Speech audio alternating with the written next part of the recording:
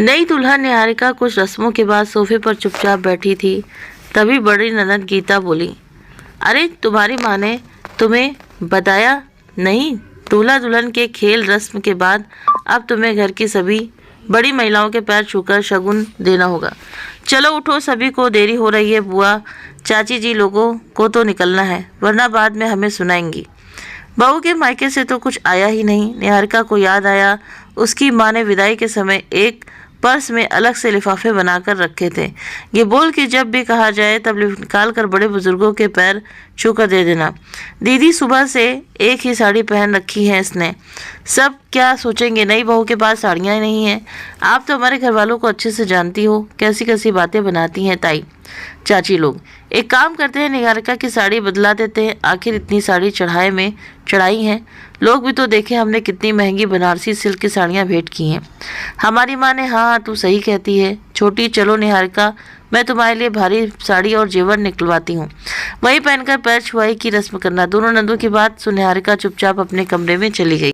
जेठ की गर्मी में जहाँ अच्छे अच्छे लोगों का पसीना छूट जाता है, वहाँ सोचो नई दुल्हन के साथ क्या हाल होंगे। लहंगा भारी, साड़ी, दो चुन्नी, गठजोड़ा भारी, चुपते जेवर, करती क्या किससे कहती नई बहू थी। और यहाँ तो जब से शादी तय हुई थी तब से दोनों नंदों का राज शुरू हो गया। सास गायत्री के तेवर अभी पता ही नहीं थे, क्योंकि शादी का सारा कारोबार दोनों नंदरानी गीता बबीता ने उठा रखा था। दो ननद निहारिका को कपड़े जेवर कौन से पहनने, कैसे तैयार मेकअप होना है, सब बताकर कमरे से बाहर आ गईं और अपने काम में व्यस्त हो गईं। थोड़ी देर बाद जब छोटी ननद बबीता उसे लेने पहुंची तो देखकर गुस्से में बोली, अरे निहारिका तुझसे कहा था ना दीदी के बताए हिसाब से तैयार होना, ये तुमने सस्ती भद्दी साड़ी क्यों पहन ली? देखते ही समझ में आ रही है कि तुम्हारे मायके से आई है। देखो ये मायके का लगाव वहीं छोड़ कर आओ, ससुराल के नियम अपनाओ, नई दुल्हन को अच्छे से हैवी साड़ी पहनो। इतने में गायत्री जी कमरे में पहुंची और बोली, अब जो है जैसा है ठीक है, चलो सब चुपचाप नीचे चलेंगे, जो भी बात है बाद में देखी जाएगी। और बहू तुम बहुत सुंदर लग रही हो, चलो। इतना सुनते ही बबीता चुप हो गई, पर मन ही मन कसमसा गई। जब निहारिका सबके साथ बैठी तो गीता भी गुस्से में थी। निहारिका बड़े ध्यान से सबके पैर छूकर लिफाफा थमा रही थी। इतने में गीता बोली, अरे ये हमारी दादी माँ है, इनके पैर घुटनों तक दबा दबा कर पड़ो, बहुत आशीर्वाद मिलेगा। और ये दोनों बुआ भी बहुत बड़ी हैं, इनके भी पैर अच्छे से दबाओ, ये नहीं कि सिर्फ घुटना टच किया और हो गया। गायत्री जी दोनों बेटियों को देख रही थी, कुछ अलग ही रंग ढंग है दोनों के। तभी निहारिका उनके पैर छूती है तो वो झट से उसे गले लगा कर कहती हैं, आज से मैं तुम्हारी सास से ज़्यादा माँ हूँ, किसी बात की चिंता मत करना। उसके बाद उसने गीता दीदी के पैर छुए बबीता की तरफ बढ़ी ही थी। गायत्री जी बोली, इसकी शादी भले ही तुमसे पहले हुई है, पर ये तुमसे छोटी है, जिसके पैर नहीं गले लगो। और मैं चाहती हूँ गीता भी अपनी भाभी के गले लगे, ताकि प्यार और अपनापन बना रहे। ना चाहते हुए भी दोनों ने निहारिका को गले लगा लिया। अगले दिन बहू की पहली रसोई होनी थी। कुछ मेहमान चले गए थे, मगर खास लोग खाना खाने के बाद ही जाने वाले थे। गीता बबीता ने दोनों ने निहारिका को रात को ही खाने का मेनू समझा दिया और कहा, वैसे तो उमा काम वाली तुम्हारी मदद कर देगी, मगर मीठा तुम्हें खुद ही बनाना है। और हाँ, पूजन से पहले चौके में कुछ भी जूठा गंदा नहीं होना चाहिए, ध्यान रखना। हमारी माँ ने हमें बचपन से ही शक्ति के से नियमों में रखा है, इसलिए हम समझा रहे हैं, अगर तुमने रसोई में कुछ भी गड़बड़ की तो बहुत डांट पड़ेगी, इसीलिए सावधान रहना। अपनी नंदों की बात सुन निहारिका जैसे बौखला सी गई। इतनी शक्ति है कि हे भगवान, सोचा कि पढ़े लिखे लोगों का घर है, कुछ तो छूट देंगे, मगर यहाँ तो 100 साल पुराने रूढ़िवादी रीति रिवाज आज भी चल रहे हैं। जब से इस घर में आई हूँ, नहीं होता, वो नहीं होता, ये नहीं कर सकते, इतने सारे नियम आखिर कैसे घर में मेरी गुजरेगी। मैं तो सुमित से कह दूंगी निभाने, तो दो तुम्हारी माँ बहन को ये नियम मुझे लेकर शहर बस जाओ, मुझे नहीं रहना ऐसे सिरफिरों के संग। निहारिका सुबह जल्दी उठ गई अपनी पहली रसोई बनाने के लिए, या यूँ कहें रात भर उसे नींद ही कहाँ आई थी। जैसे रसोई में पहुंची, साफ सफाई चल रही थी। गायत्री जी बोली, इतनी जल्दी उठ गई, अभी तो 7 बजा है, साफ सफाई करवा रही हूँ। 9 बजे भी खाना बनाना शुरू किया, 12 बजे तक आराम से निपट जाएंगे। वैसे भी यहाँ लंच 1 से 2 के बीच ही किया जाता है। अब वो क्या कहती कि आपकी दोनों महान बेटियों ने जो धमकी दी थी, उसी को सुनकर पूरी रात बेचैन रही और सुबह नींद जल्दी खुल गई। फिर भी बोली, मम्मी जी कोई काम हो तो बता दीजिएगा, अभी निपटा दूंगी। और मीठे में क्या बनेगा? तुम इतनी चिंता मत करो, जाओ जाकर अपने कमरे में आराम करो, थोड़ी देर में चाय भिजवाती हूँ, उसके बाद जब कहूँ तब आ जाना। सास की बात सुनकर चुपचाप निहारिका अपने कमरे में चली गई। सुबह के 11 बज रहे थे। गीता बबीता ने सोचा चलो अब रसोई का मुआयना किया जाए। दोनों रसोई में पहुंची तो चीख उठी, निहारिका ये क्या कर रही हो? अभी तो भगवान को भोग लगाना है और तुम रसोई के कोने में बैठकर ठूस रही हो। यही सब सिखाया तुम्हारी माँ ने?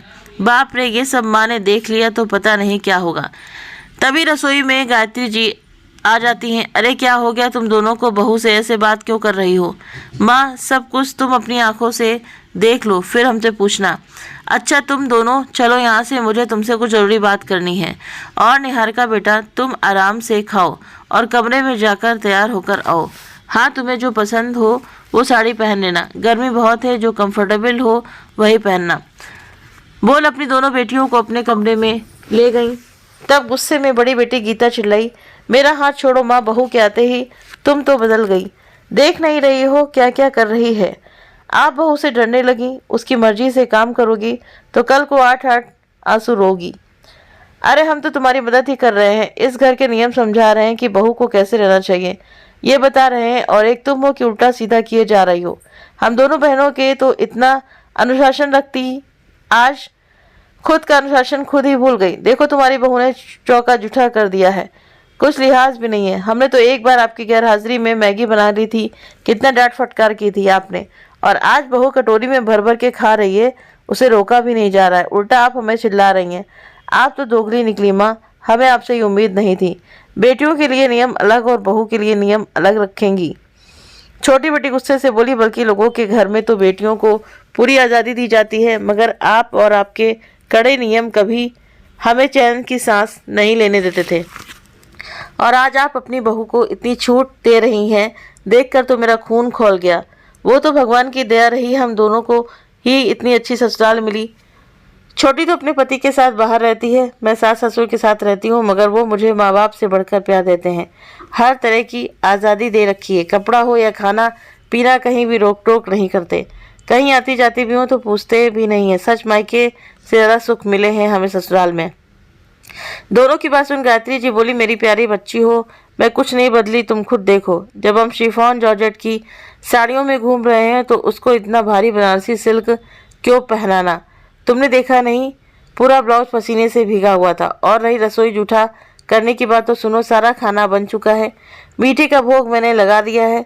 जब मैं पूजा कर रही थी तब उसे चक्कर आ गया।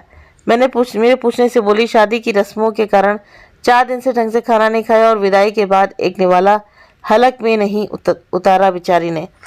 अब एक बार बताओ, जो माँ अपनी बेटियों को भगवान के भोग से पहले खाना खिलाती थी, वो आज अपनी बहू को भोग लगाने के बाद खाना नहीं दे सकती? और मेरी लाडलियों, तुमने अपने सवाल का जवाब खुद ही दे दिया।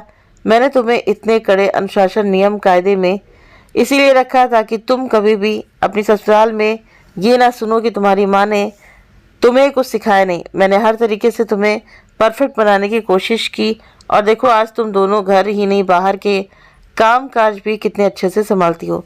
पूरे ससुराल में तुम्हारी वाहवाही होती है। तुम दोनों की सास पूरी शादी में तुम्हारी तारीफ करते नहीं थक रही थी।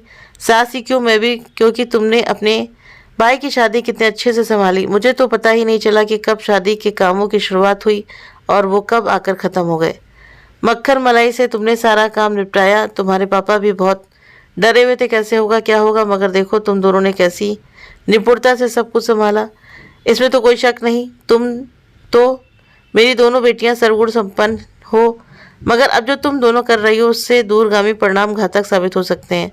नहीं, अपनी भाभी के मन में ऐसे कांटों के बीज बोगी, कड़वी बातें बोलोगी तो आगे चलकर जब मैं असहाय हो जाऊंगी या नहीं रहूंगी तो कभी अपनी भाभी से प्यार समर्पण की उम्मीद मत रखना। दोनों चंबे से अपनी माँ की तरफ देख ही रही थी कि फिर गायत्री जी बोली, क्या कहते हैं तुम्हारी भाषा में, first impression is last impression. आज तुम दोनों ननद इतना भयानक डरावना रूप दिखा रही हो, सोचो कल तुम प्रेम से बात भी करोगी ना तो उसे शक ही होगा कि आप दोनों इतने अच्छे से बात कर ही नहीं सकते। मैं चाहती हूँ आज तक मेरी 2 बेटियाँ थीं, अब निहारिका को मिलाकर मेरी 3 बेटियाँ हो जाएं। इसकी माँ ने मुझे शुरू में ही बता दिया था, पढ़ाई लिखाई के सिलसिले में हॉस्टल और पीजी में ही रही है, घर के काम काज में हाथ थोड़ा तंग है। और हाँ माना, मैंने तुम्हारे भविष्य के बारे में सोचा, मेरी नीतियाँ कुछ अलग थीं।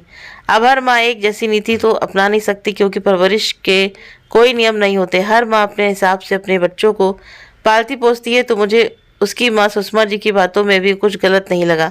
अब हम चाहते हैं कि निहारिका हमारे हिसाब से ढल जाए, तो उसे कुछ वक्त देते हैं, कुछ अपनी तरफ से समझाते हैं। देखना धीरे धीरे वो भी तुम दोनों की तरह निपुण हो जाएगी। मगर अचानक से उससे इतनी उम्मीद करना, बात बात पर टोकना झगड़े का कारण बन सकती हैं। इसीलिए संयम से काम लेते हैं। हम तीनों मिलकर उसे अपने घर परिवार के नियम के बारे में धीरे धीरे समझा देंगे। मुझे पूरा यकीन है जैसे तुम दोनों सीखी हो, ऐसे ही वो भी सीखकर एक दिन मेरी दोनों बेटियों की तरह परिवार में सामंजस्य बैठा लेगी और हर जगह वाह लूट कर ले आएगी। गीता बबीता दोनों एक दूसरे की तरफ देखती हैं। माँ की बात को पहले भी सोने के तरह खरी थी, आज भी खरी है। ठीक ही तो कह रही हैं, हर जगह एक जैसी परवरिश नहीं होती। फिर हमारा भी तो कर्तव्य बनता है घर आए नए सदस्य के साथ प्रेम और सौहार्द से बात करना, ना कि बात बात पर ताने तंज लीना देना, छीटा कसी करना। दोनों बेटियां एक साथ बोल पड़ी, माँ आपके चरण कहाँ हैं, आपको साष्टांग प्रणाम करना है।